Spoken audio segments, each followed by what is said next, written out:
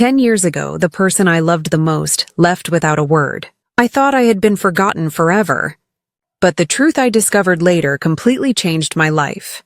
Watch till the end, because this story will make you question what love and destiny really mean. My name is Bella, and this is the hardest thing I have ever shared. I never thought my life would take such a turn, but here I am, telling the world about the heartbreak that changed me completely. If you are watching this, maybe you have gone through something similar, and I want you to know you are not alone.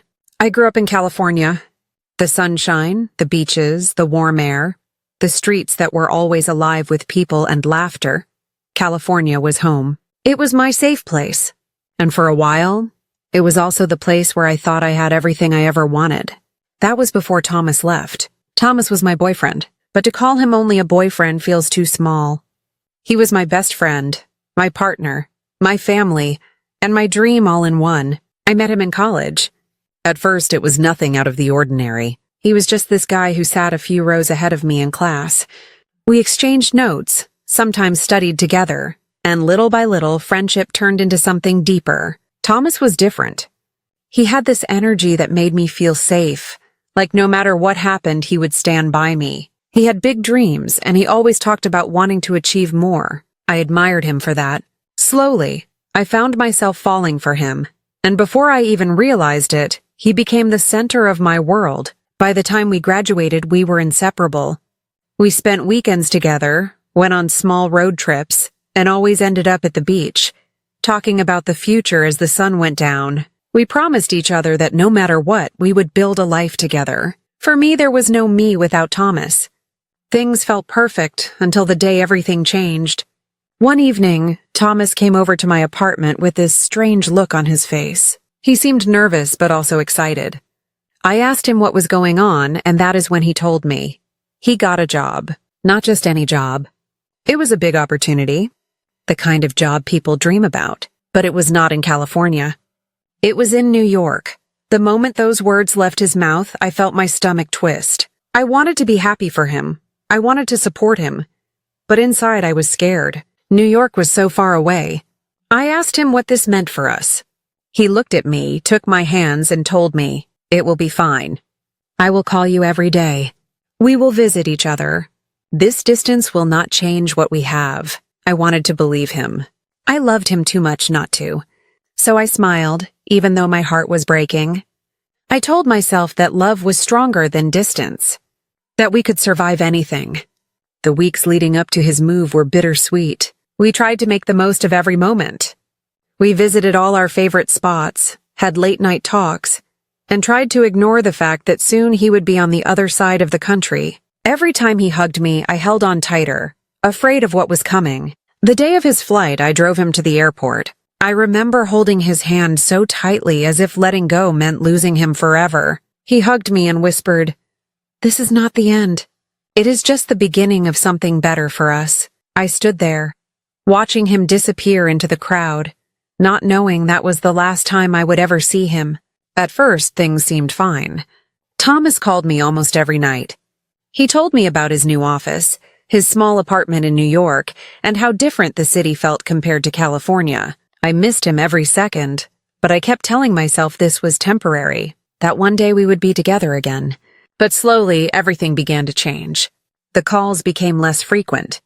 Sometimes he would not answer at all, and when he did, he sounded distracted, like his mind was somewhere else. I asked him if everything was okay, and he would just say, "I am fine, just busy." I wanted to believe him, but deep down, something felt wrong. Weeks passed, and the distance between us grew larger. Not just physically, but emotionally. I kept calling, sending messages, writing emails.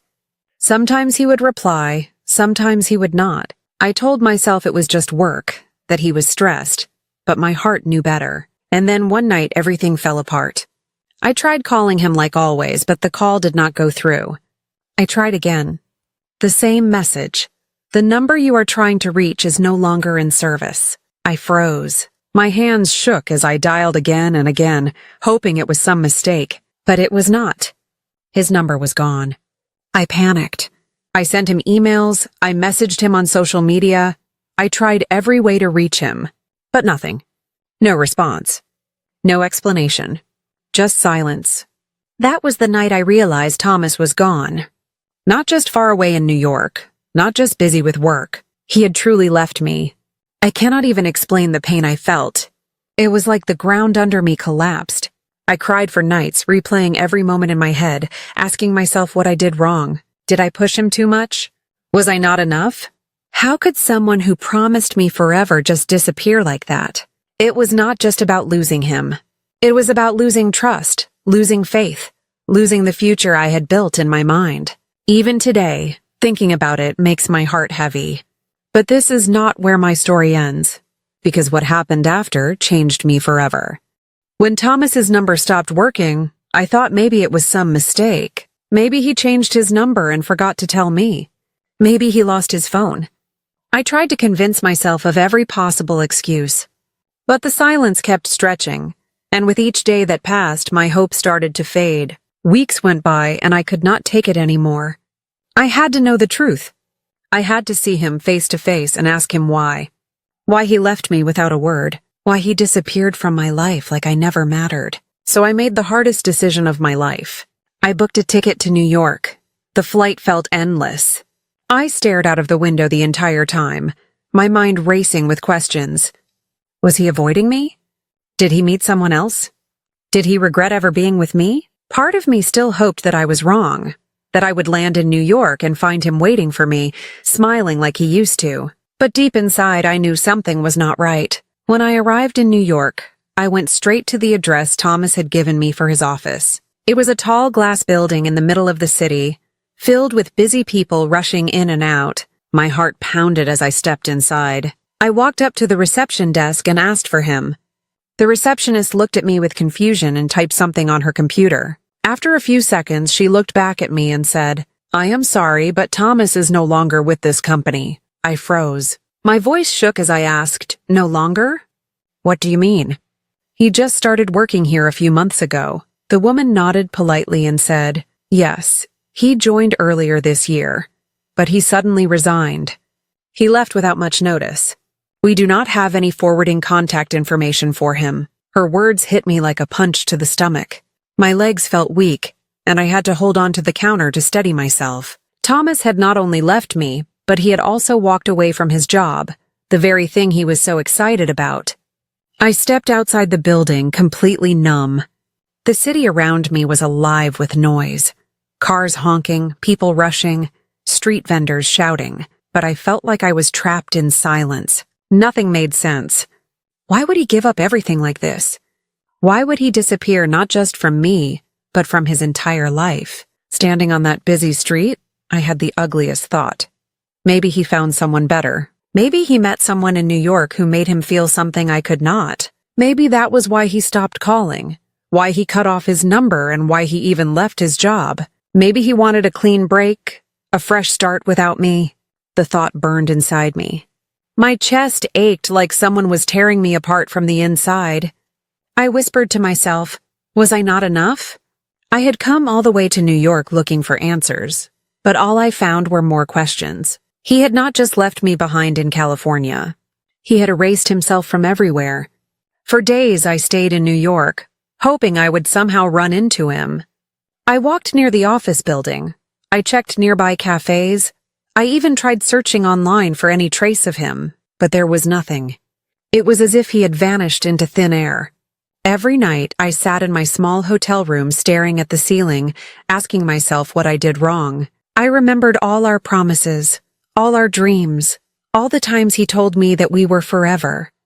How could someone say all that and then walk away like I never mattered? At first I was angry. Angry at him for being so selfish.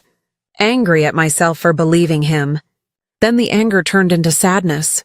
I cried until my eyes were swollen. I cried for the life I lost, for the love I thought I had, and for the future that would never happen. But then something changed. In the middle of all that pain, I realized something. Maybe this was never about me. Maybe Thomas had demons I did not know about. Maybe he was running from something bigger than me. Or maybe, yes, he did meet someone else. But even then, it was his choice to leave, not my fault. It took me a while to accept that. Heartbreak does not heal in one night. It stays, it lingers, it stings when you least expect it. But slowly, I began to understand that I could not keep chasing someone who did not want to be found. When my trip in New York came to an end, I packed my bags with a heavy heart. I had come searching for closure, but I found emptiness instead. Still, I told myself that this was not the end of my story. If Thomas could disappear, then maybe I could find myself again without him. I boarded the plane back to California with tears in my eyes, but also with a strange kind of strength. I did not know what the future held, but I knew one thing. I would not let his silence destroy me forever. But what happened after I returned home was something I never expected. Because sometimes when you think a chapter has closed, life finds a way to open it again. When I returned from New York, I was not the same Bella who had left California full of hope. I came back empty-handed, broken, and confused. I went there searching for answers, but Thomas was nowhere to be found. Not in his office, not in the city, not even online. It was like he had erased himself from the world. For weeks after coming back, I struggled to get through the days. I stopped hanging out with friends. I ignored messages, and I barely spoke to anyone. My parents noticed. They saw the sadness in my eyes, the weight I was carrying. At first, they gave me space, thinking maybe I just needed time. But when time did not heal me, they decided to step in. One evening, my mom sat me down in the living room. She said, "Bella, you cannot live like this forever. You are young. You have a whole life ahead of you. You deserve happiness." My dad, sitting across from us, nodded in agreement. I wanted to scream, "How can I be happy when the person I loved disappeared without a word?" But I stayed quiet. Deep down, I knew they were only trying to help. They hated seeing me so broken. A few weeks later, my parents introduced me to someone. His name was Jackson. He was from a family they knew for years. He had a stable job, he was polite, respectful, and on paper, he seemed perfect. But to me, he was a stranger. At first, I resisted. I told my parents I was not ready, that my heart was still hurting, but they kept saying the same thing. "Bella, sometimes parents know what is best for their children. Thomas is gone. He chose to leave. You cannot keep waiting for someone who does not value you." Their words stung, but they were right in a way. Thomas had left me without an explanation, without closure. Maybe I did deserve someone who would stay, who would choose me every single day. So after months of convincing, I finally gave in. The wedding was arranged quickly, almost too quickly for my heart to process. The house was filled with relatives, laughter, and preparations. Everyone seemed so excited except me. I smiled when people looked at me, but when I was alone, I cried. On the day of my wedding, I looked at myself in the mirror, wearing the dress my mom had chosen for me. I looked like a bride, but I did not feel like one. My hands shook as I held the bouquet, and my heart kept whispering Thomas's name. But when I walked down the aisle and saw Jackson standing there, I forced myself to breathe. He smiled at me, a warm, genuine smile. He looked at me like I mattered, like he wanted to be there. For the first time in a long time, I felt a small flicker of safety. The ceremony went by in a blur. Vows, rings, applause. People clapped, my parents cried tears of joy, and Jackson held my hand tightly. I kept telling myself, maybe this is what I need. Maybe this is the start of something new. Married life with Jackson was different. He was kind, gentle, and patient with me. He never raised his voice, never pressured me, and always asked if I was okay. He tried to make me laugh. He cooked dinner with me, and he talked about building a future together. But inside me, there was still a wound that had not healed. Nights were the hardest. When Jackson fell asleep beside me, I would stare at the ceiling and think of Thomas. Where was he now? Why did he leave me like that? Did he ever think of me? Did he ever regret disappearing? Jackson noticed the distance. One evening, he asked me softly, "Bella, are you happy with me?" His question broke me. I wanted to tell him the truth, that I was grateful for his kindness, but my heart was still somewhere else. But instead I smiled and said, "Yes, I am happy," because in a way I was. Jackson treated me with respect, something I deserved. He was not Thomas, but he was here. And maybe that was enough. Or maybe it was not. Life moved forward, but deep down I knew the chapter with Thomas was not truly closed. His ghost was still with me, in my thoughts, in my dreams, in the unanswered questions that haunted me. And little did I know one day that Ghost would return in the most unexpected way. 10 years passed like a storm that I never expected to survive. I had built a life with Jackson. I had tried to bury the past and honor the new life my parents helped me create. I had convinced myself that some people simply left and that was the end of the story. I had convinced myself I had made peace. I had convinced myself that I had moved on. And then out of nowhere, everything changed. It began with a call late one afternoon. I was washing dishes when my phone rang. The voice on the other end of the line sounded shaky, not the voice I remembered from my 20s, but there was a familiar rhythm in it that made my stomach drop. "Bella," the voice said slowly, "I am in town. I do not know how to say this, but please meet me." I did not recognize the number. I asked who was calling. The voice said one name and a dozen half-remembered things that made my heart stop. "Thomas," the caller said. "Thomas is asking for you. He says he has to see you." For a moment, I thought it was a prank. For a moment, I thought my heart was playing tricks on me. 10 years. 10 long years of unanswered calls and silence. 10 years of questions with no answers. I had thought he was gone for good. How could he be back? The caller explained the story in pieces. Thomas had resigned from his New York job after he was offered a higher salary position in Washington. He had planned to surprise me. He wanted to tell me in person, to show me that he had built something big and to ask me to be part of it. He was excited. He had packed his life into a suitcase and left New York with plans and promises. But on the way there was an accident. The details were fuzzy. A car, a rural road. He had been unconscious, and then when he woke, he could not remember who he was. He had wandered, confused and frightened, into a small village far from the highways. The villagers took him in. They fed him, they clothed him, they kept him safe. They treated him like one of their own when no one else would. For months, perhaps years, he lived there without a past, learning the rhythm of that village, learning a new set of daily tasks.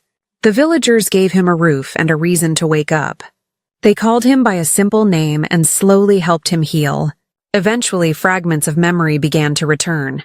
Faces, places, small pieces of a life he could not fully put together. Then, one morning, 10 years after he had disappeared, everything came back to him at once.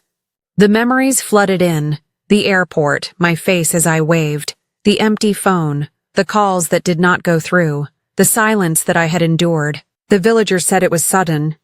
They said they watched as he sat up, looked at the horizon, and wept for hours. Then he told them a single thing.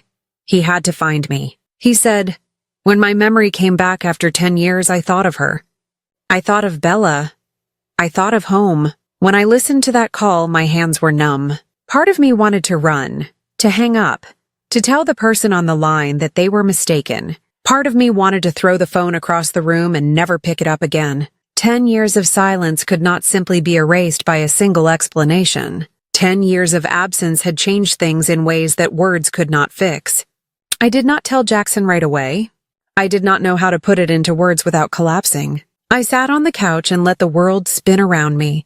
After a while, I called the number that had just called me and asked them to tell me where Thomas was. They gave me an address, a small town name I did not recognize, and said Thomas was on his way to my city. He wanted to see me. He was at the bus station and had said he would go wherever I told him to meet. The ground felt unsteady beneath my feet. My life with Jackson was a quiet, steady thing. It was safe. It was comfortable. It was the result of years of slow healing. Thomas showed up like a storm at the edge of everything I had rebuilt. When I told Jackson, his face changed in a way I will never forget. It was not anger at first. It was confusion, then a quiet hurt that went straight to the center of me. He did not raise his voice. He did not ask for explanations in a loud way. He asked one simple question that broke me. "Do you want to see him?" I could not answer immediately. Every answer felt like betrayal. Every choice felt like a cliff. I loved Jackson in a calm, steady way that had grown from kindness and time, but a part of me had never fully stopped existing in the world that Thomas had torn away from me. The memory of him, of the plans and promises and the silence, had been the shadow at the edge of everything. I remembered the small notebook I had kept in a drawer, filled with pages of questions I had never been able to ask him. I remembered the nights I had spent crying myself to sleep, the endless why that had no reply. I had given my life to someone else because I had believed in a future, and because my parents wanted it for me. I had promised to move forward. I had tried. But this was different. This was the person who had vanished without a word, now in front of me, speaking of memory and accidents and villagers who cared for him when no one else did. How could I not want to know every detail? How could I not demand the truth? How could I not face the man who had made me question everything? Jackson squeezed my hand. He said, "If you need to know, I will go with you." I felt a rush of gratitude so fierce that it made my chest ache. He was offering to stand beside me at that moment of reckoning. He was offering to share the weight. We agreed to meet Thomas at a small cafe near the bus station. My heart was loud enough to hear over the sound of the city. I was afraid, excited, angry, and full of questions that had spent 10 years collecting dust. When I saw him across the room, time did something strange. He looked older, kinder, and worn in a way that made my chest twist. He sat alone, hands trembling slightly, eyes fixed on the door as if he had rehearsed this moment 1,000 times. He looked up, and when our eyes met for a second, the years between us shrank. Thomas stood and walked toward us. He did not run. He did not rush. He came slowly, as if he was afraid to break the fragile thing that connected our past to this moment. When he reached me, he said very quietly, "Bella, when my memory came back after 10 years, I thought of you. I thought of everything I lost. I have been trying to find you since I remembered." My throat closed. I did not know what to say. Jackson stood quietly beside me, his presence steady, his hand at my back. I could feel his warmth, and I could feel the old wound opening in the same place. The cafe was quiet, the soft sound of spoons clinking against mugs filling the silence. My heart was pounding so hard I could hear it in my ears. Thomas stood there in front of me, older, worn and trembling, but still the man who had once been my whole world. Before I could say a word, he stepped forward and pulled me into a hug. It was not just any hug. It was tight, desperate, and full of 10 years of pain. His arms wrapped around me like he was afraid if he let go, I would vanish again. "Bella," he whispered against my shoulder, his voice shaking. "I cannot believe this is real. I thought of you every day when my memory came back. I thought about how much I must have hurt you. I thought about how much I loved you. I never stopped. Not for 1 second." I froze in his arms. For a brief moment, the world around me disappeared, and it felt like I was 20 years old again, standing at the airport, watching him leave. The smell of his jacket, the way he said my name, it all came flooding back. But then reality hit me like a cold wave. Jackson was standing only a few feet away. My husband. The man who had been by my side when I cried myself to sleep. The man who had built a life with me when Thomas was gone. I slowly pulled back from Thomas, but he kept holding onto my arms, his eyes filled with tears. "I resigned from that job in New York because I wanted to surprise you," he said, his voice breaking. "I thought if I could show you I was doing better in Washington, you would be proud. I never got to tell you. That accident stole everything from me. It stole us." His words pierced me. 10 years of silence finally had an answer. It was not betrayal. It was not another woman. It was fate, cruel and unfair, that had ripped us apart. "I woke up in that village with no memory of who I was," he continued. "They took care of me. They gave me a new name, a new life, but my heart, it always felt empty. And then one morning it all came rushing back. Your face, your voice, the way you held my hand at the airport. Bella, I came straight to you, because you are my home. You always were." Tears blurred my vision. My hands shook in his. I wanted to scream. I wanted to collapse. Because in his eyes, I saw the same love I used to believe would last forever. But behind me, I felt Jackson's steady presence. Quiet, patient, strong. The man who had seen me at my lowest and never once walked away. Thomas did not notice him at first. His eyes were only on me, as if the whole cafe had faded away. He reached up and brushed a tear from my cheek with his thumb. "I am here now," he said softly. "We can finally be together again. Nothing has to keep us apart anymore." Those words shattered me. My lips trembled as I whispered, "Thomas, you do not know. he frowned. No what? I took a deep breath, my chest aching. I stepped back slightly so he could see Jackson standing behind me. Thomas's eyes followed mine, confusion flashing across his face as he finally noticed him. This is Jackson, I said, my voice breaking. He is my husband. The silence that followed was heavier than anything I had ever felt. Thomas's face went pale, his lips parting in shock. For a moment, it looked like he could not even breathe. Your husband? He repeated, his voice trembling. I nodded, tears falling freely now. 10 years, Thomas. 10 years you were gone. I did not know where you were, if you were alive, if you had abandoned me, my parents. They introduced me to Jackson. He was there when I was broken. He took care of me when I could not take care of myself. And over time, I married him. Thomas staggered back a step, his hand running through his hair as if he was trying to hold on to something slipping away. No, Bella, I did not leave you. I never stopped loving you. I never wanted this. It was the accident, it was... His voice cracked and he broke down, covering his face with his hands. My heart shattered watching him. Because I knew he was telling the truth. He had not abandoned me by choice. Fate had stolen him from me. But no matter how much it hurt, the truth was still the same. I reached out, placing my hand gently on his arm. He lowered his hands and looked at me with eyes full of pain. I waited for you, Thomas, I whispered. For months I waited. I cried myself to sleep every night. I thought you had moved on, that I was not enough. But then years passed, and I had no choice but to move on too. I had to survive. And in that survival, I found someone who stayed. Someone who chose me. Thomas's tears spilled down his cheeks. He looked at Jackson, then back at me, shaking his head slowly as if refusing to believe it. I came back for you, he whispered. I came back for us. I squeezed his hand one last time, my own tears blinding me. And I will always care for you, Thomas. A part of me will always love who we were. But that girl you knew? She does not exist anymore. I am not yours anymore. I belong to someone else now. The cafe was silent except for the sound of Thomas breaking down quietly in front of me.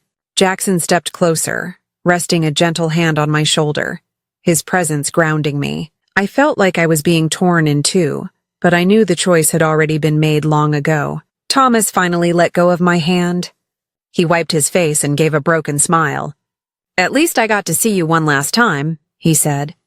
At least I know you are safe and loved. And then, just like that, the man who had once been my everything turned and walked away. When he walked out of the cafe, there were tears in his eyes, but also a quiet peace in his heart. I saw him, I saw his smile, and for a brief moment I understood that he was now someone else's to cherish. The pain was deep, the kind of pain that years of silence had carved into him. But he decided to start his life again from where his memory had left everything behind. A few months later, he met a woman who understood his wounds. Slowly, their friendship turned into love, and eventually Thomas married her. I went back home with Jackson. That night, I prayed for Thomas, wishing that he would find happiness and that life would bring a smile back to his face. I myself am living my life, content with my husband and my family. But somewhere inside my heart, there will always remain the feeling that our love was real, even if it did not reach the place we once imagined. If this story touched your heart, please like this video, subscribe to Hopeful Endings, and share it with others. And in the comments, tell me, did you ever find your true love? Or did life take you somewhere else? I would truly love to read your stories.